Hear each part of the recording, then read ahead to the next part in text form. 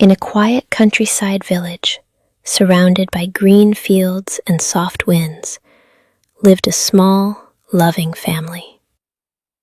They had 2 daughters, Ira and Mira.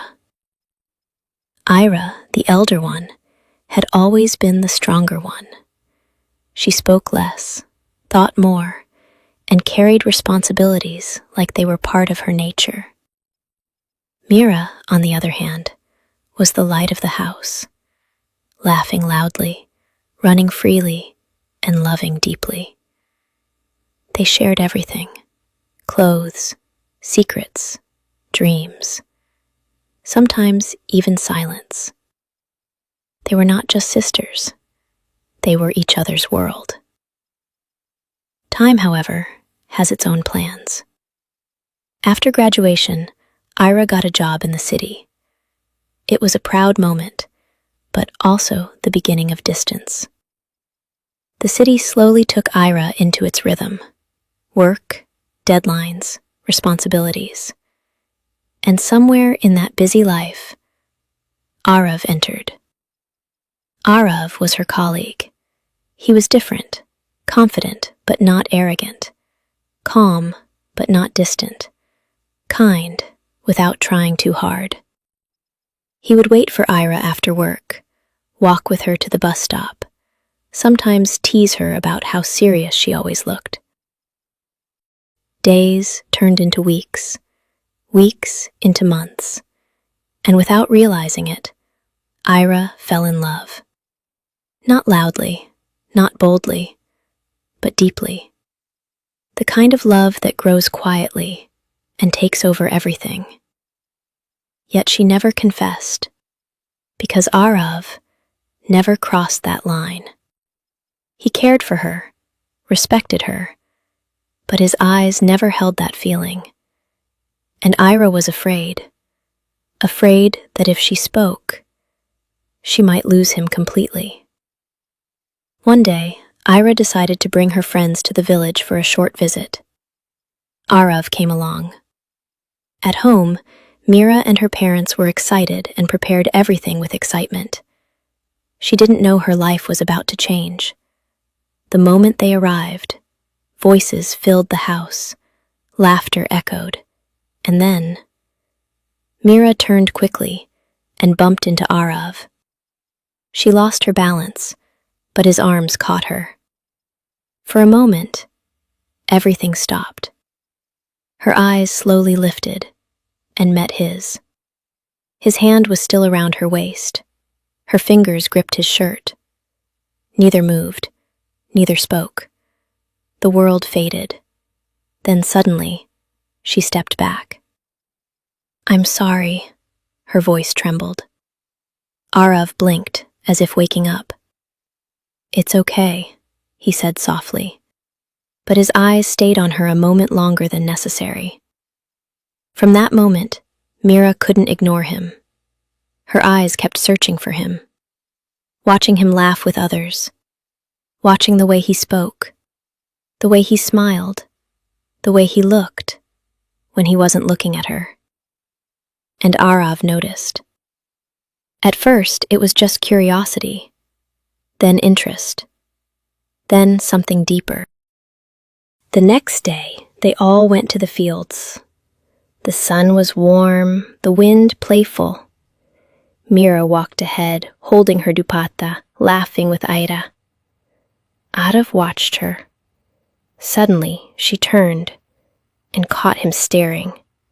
She quickly looked away, but this time, he didn't. He walked closer. "Do you always run away when someone looks at you?" he asked. She looked down, trying to hide her smile. "I didn't run." "You did," he said. "I didn't," she said. He leaned slightly closer. Her heart started racing. "Why are you teasing me?" she asked softly. "Because you're easy to tease," he said. She looked up at him now, slightly annoyed, but her eyes sparkled. "I'm not." "Oh?" he smiled. She crossed her arms. "I'm not scared of you. Good, he said quietly. Her breath hitched. Something about his voice made her feel things she couldn't explain. That night, she couldn't sleep, so she stepped out quietly. The house was silent. The moonlight spread softly across the courtyard. And then, she bumped into someone again. Before she could fall, Arav caught her again. This time, they both lost balance and fell together. He landed beneath her, his arm still around her waist. Her hair fell over his face. Their hearts beat loudly in the silence. "What are you doing here?" he whispered. "I came for water," she lied softly. Trying to move, but his hand tightened slightly. Her heart skipped. They stayed like that for a few seconds, or maybe minutes. Time didn't matter. Nothing did. His fingers slowly brushed a strand of her hair away from her face. She slowly got up, stepping away. "I should go," she whispered, but her legs felt weak. "Mira," he called softly. She paused, but didn't turn. "Don't avoid me tomorrow," he said. Her fingers tightened. She nodded slightly and walked away. But that night, neither of them slept, because something had already begun, something they couldn't stop. The next morning felt different. Mira woke up early, but her heart was already restless. The memory of last night replayed again and again in her mind, his voice, his touch. She pressed her fingers against her lips unconsciously. "What is happening to me?" she whispered. But deep inside, she already knew. The house was lively again. Guests laughed, plates clinked, voices filled every corner. But for Mira, everything felt distant, because her attention kept drifting to one person, Arav. He stood near the window, talking to Ida and others, smiling casually as if nothing had happened. How can he act so normal? She thought, slightly irritated. As if sensing her gaze, Arav suddenly turned. Their eyes met, and this time, he didn't look away. Instead, a slow, knowing smile appeared on his lips. Mira's heart stumbled. She quickly turned away, pretending to be busy, but her cheeks turned warm. Later, Mira went to the backyard to hang clothes. The sunlight fell softly on her face as she struggled with a stubborn cloth that wouldn't stay clipped. "Need help?" he asked. Without turning, she said, "No." Before she could react, Arav reached over her shoulder and fixed the cloth effortlessly. His arm brushed against hers. A small touch, but it sent a rush through her body. "I said I don't need help," she muttered. "You also said you weren't running away yesterday," he replied calmly. She turned to face him now. "You remember everything?" "Only important things." "And I'm important?" He stepped a little closer. "Do you want to know the answer?" Her breath hitched. "Maybe I don't." "Liar," he whispered. Her heart pounded. That afternoon, everyone gathered under a tree near the fields. Music played softly from someone's phone, and laughter filled the air. Arav was sitting with a few others, including one of Ida's friends, a girl named Ria. Ria was cheerful, bold, and very comfortable around Arav. Too comfortable. She laughed loudly at everything he said, touched his arm while talking, leaned closer than necessary. Mira watched. Her chest tightened again. She tried to ignore it, but her eyes refused to move away. Why is she so close to him? Why is he not stopping her? Suddenly, Ria whispered something into Arav's ear. He smiled. Mira stood up abruptly and walked away. She didn't realize he had followed her. "Running again?" Arav's voice came from behind. She turned, clearly upset. "Why are you following me?" "Because you walked away like you were angry." "I'm not," she said. "Really?" he asked.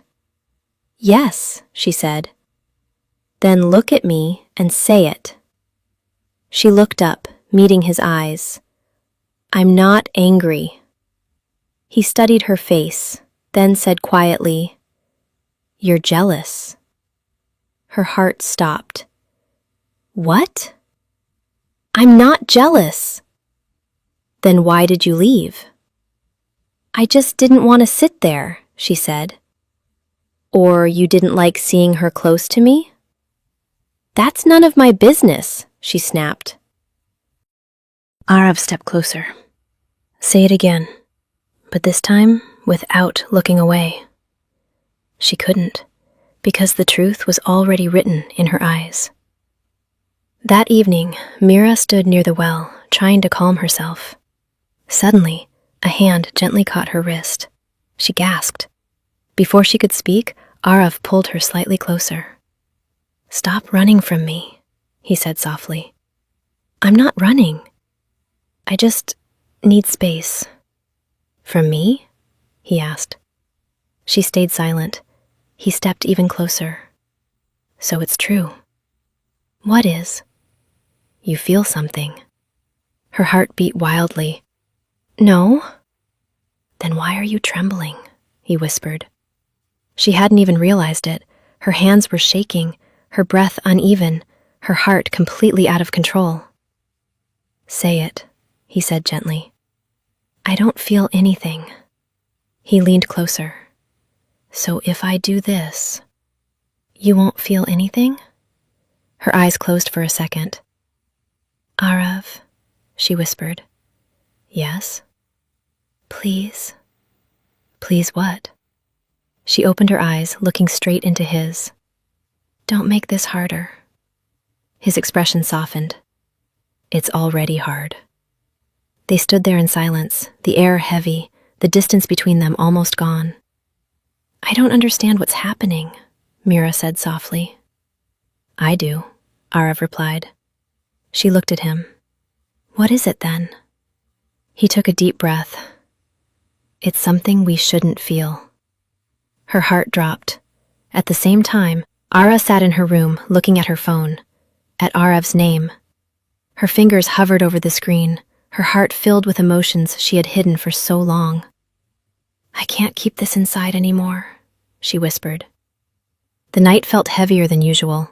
The house was quiet, but inside 3 hearts, storms were raging. The next evening, Ara called Mira to her room. Her voice sounded different, soft but trembling.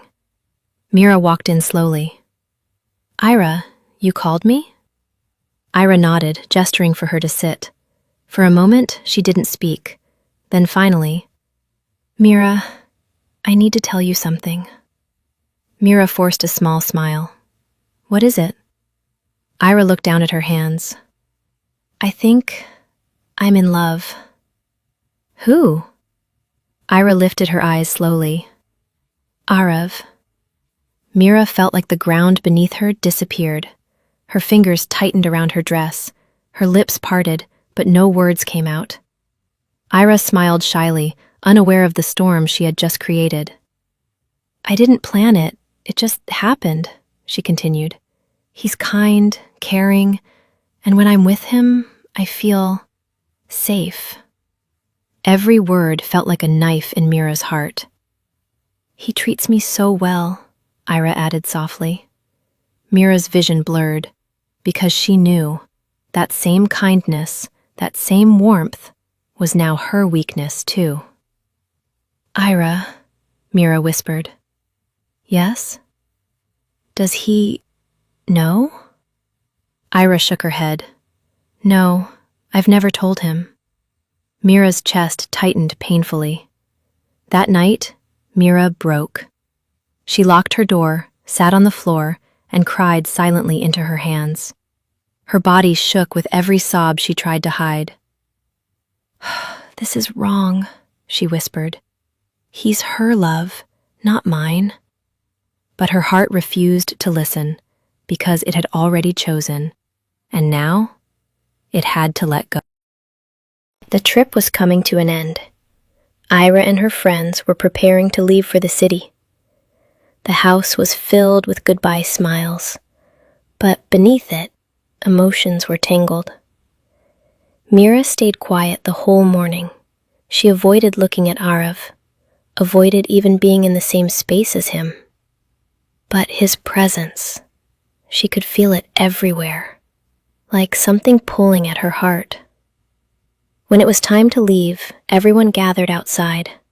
Bags were loaded, voices were cheerful. But Mira stood slightly behind everyone, not stepping forward, not saying much. Because she knew, if she got too close, she might break. Ira hugged her tightly. "Take care of yourself," she said. Mira nodded. "You too." Her voice was soft, almost lost. Then Arav stepped forward. For a moment, they stood face to face, so close, yet so far. "So this is it?" he asked quietly. Mira looked down. "Take care," she whispered. Arav laughed softly, but there was no humor in it. "Take care?" he repeated. She didn't respond, because if she looked at him, everything would fall apart. And then they left. That night, with trembling fingers, Mira picked up her phone. Arav's name stared back at her, her eyes filled with tears. "I'm sorry," she whispered, and typed, "We can't be together. Please don't contact me again." She stared at the message for a long time. Then she sent it and turned off her phone, as if shutting him out of her life completely. When Arav saw the message, he froze. At first, he thought it was a joke, then confusion, then anger, then fear. "What the hell is this?" he muttered. He called her. No answer. He sent messages. "What do you mean? Mira, stop this. Talk to me. Don't do this." But there was only silence. And that silence drove him mad. Unable to bear it, Arav went to Ira. He needed answers. He needed something. But instead, Ira confessed her love. Arav's heart sank, not because he didn't respect her, but because he knew he couldn't return it. "Ira," he said softly. "I'm sorry," she quickly added. "I know this is sudden, but I couldn't keep it anymore." He shook his head gently. "You don't have to be sorry." Then her voice trembled. He looked into her eyes and spoke honestly. "I care about you, a lot, but not like that." Her smile faded slowly. "There's someone else," he continued. Ira felt like everything around her collapsed, but she held herself together. "If you love someone," she said, forcing a smile, "I won't come between you." Arav looked at her with guilt, then such as suddenly asked, "Does anyone know about your feelings?" She hesitated. "Only Mira." Arav froze. Everything clicked. Her distance, her silence, her sudden goodbye. "She's avoiding me because of you," he whispered. Arav stepped back, running his hand through his hair in frustration. This is why she's doing this." Ira frowned. "What do you mean?" But he didn't answer, because his anger wasn't at Ira, it was at Mira. That night, Arav sat alone, staring at his phone, at her last message. His jaw tightened. "Fine," he muttered. "If you want to end it, say it to my face." Days passed like this. Ira decided to go back to the village for the upcoming festival. "I need a break," she told Arav.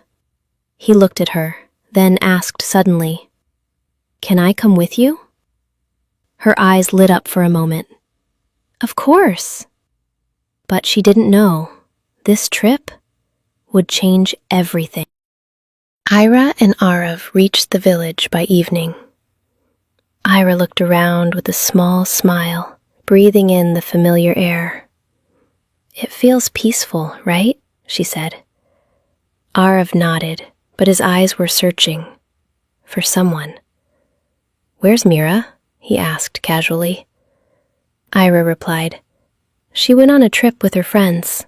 She'll be back tonight." That was enough to make him uneasy. He had waited long enough. Tonight, he would get his answers.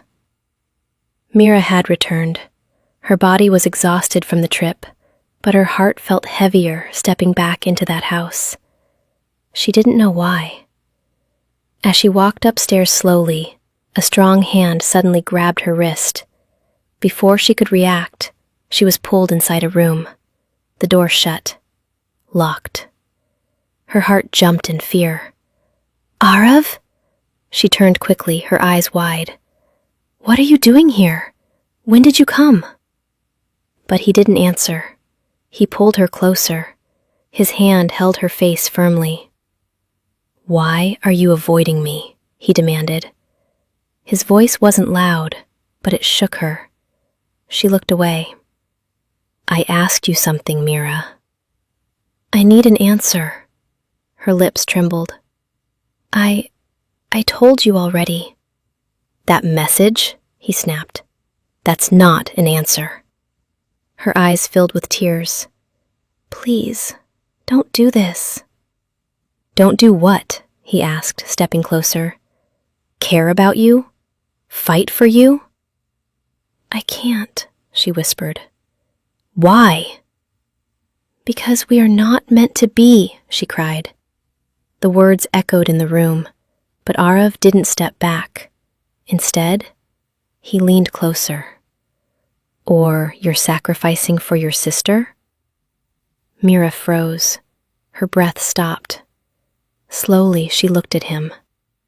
"What are you talking about?" "I know everything," he said. Her heart dropped. "She told me," he continued. "She told me she loves me." "And you think I didn't understand?" he added. "That you pushed me away because of her?" She stayed silent, because she couldn't deny it. "It doesn't work like that, Mira," he said. "I never saw her like that. She's my friend. That's it." "But she loves you," she said. "And I don't love her," he said firmly. Those words hit her deeply. "I already told her," he added. Mira looked up, shocked. "You did?" "Yes." Her heart felt both relieved and broken at the same time. "This isn't something you can decide alone," he continued. "You don't get to walk away from me like I don't matter." "I was trying to protect her," she said. "And what about me?" he asked. "Who protects me from losing you?" "I can't live without you, Mira," he said, his voice breaking for the first time. Her tears fell freely now. "I tried," she whispered. "I tried so hard to stay away from you." "Then why couldn't you?" he asked softly. She looked into his eyes. "Because the truth was too strong to hide anymore." "Because I love you." The words slipped out. Arav closed his eyes for a second, as if finally breathing after being suffocated. Then he pulled her into a tight embrace. "So don't leave me," he whispered into her hair. Her hands slowly held onto his shirt, as if she was afraid he would disappear. The room was silent. Only their breathing filled the space. Slowly, Arav pulled back, his hands still holding her face. He looked into her tear-filled eyes. "Look at me," he said softly. She did. He leaned closer, giving her time, giving her a choice. She didn't move away, because she had already chosen. His lips brushed hers gently at first, then deeper, warmer, real. Mira's fingers tightened around him, her heart racing uncontrollably. The world outside disappeared. Just them. When they finally pulled away, their foreheads rested against each other, breathing heavily, eyes still closed. "This changes everything," Mira whispered. "I know," Arav replied. Outside the room, Ira had seen enough. Not everything, but enough. Her heart sank, her breath became uneven, and slowly, she stepped back, before anyone could notice. That night, 3 people didn't sleep. Mira cried in silence. Arav stared at the ceiling, thinking of what comes next. And Ira sat alone in the dark, her eyes empty, her heart breaking in a way she never imagined. The morning didn't feel like a festival anymore. The same house, the same people, the same walls, but everything had changed. Mira stepped out of her room slowly. Her eyes were swollen from crying. Her heart was still trembling from last night, and the moment she looked up, she saw Ira, standing in the hall, watching her, not with anger, not with tears, but with a silence that hurt more than anything. Arav couldn't take it anymore. He found Ira alone near the backyard. "Ira," he called softly. She turned slowly. Her face was calm, too calm. "We need to talk," he said. She gave a faint, tired smile. "There's nothing left to talk about, Arav." "There is," he replied firmly. She looked at him for a long moment, then said quietly, "I saw you." "I didn't hear everything," she continued, "but I saw enough." Arav closed his eyes briefly. "I'm sorry." Ira shook her head. "Don't say that. It's the truth." "No," she said softly. "The truth is, I already lost you before I even had you." Her voice didn't break, but her eyes did. That evening, Ira walked into Mira's room, closed the door. Mira stood up immediately, her heart racing. "Ira!" But before she could say anything, Ira asked one question. "Since when?" Mira froze. Her lips trembled. "I asked you something," Ira said, her voice still calm, but deeper now. "Since when did you start loving him?" Tears filled Mira's eyes. "Before you told me." Ira closed her eyes slowly, as if that one answer confirmed everything. Mira stepped closer, holding her hands. "I didn't want to take him away from you." Ira let out a broken laugh. "You didn't take him from me, Mira." She gently pulled her hands away. "He was never mine." Those words carried so much pain. Arav stepped into the room slowly. "I think I should say something too," he said. Ira looked at him. He took a deep breath. "I never loved you the way you deserved, Ira, but I respect you more than anything. I didn't choose Mira over you," he continued. "I just fell in love with her." Ira listened quietly, every word sinking deep. For a long moment, no one spoke. Then Ira took a deep breath and said something neither of them expected. "Are you both happy together?" Mira's lips trembled. Arav looked at Mira, then back at Ira. "Yes," he said honestly. Ira nodded slowly, her eyes filled with tears, but this time she didn't hide them. Ira stepped closer, holding Mira's face. "You are my sister," she whispered. "I can't lose you for someone who was never mine to begin with." Tears streamed down both their faces. "And if he makes you happy?" Ira added softly.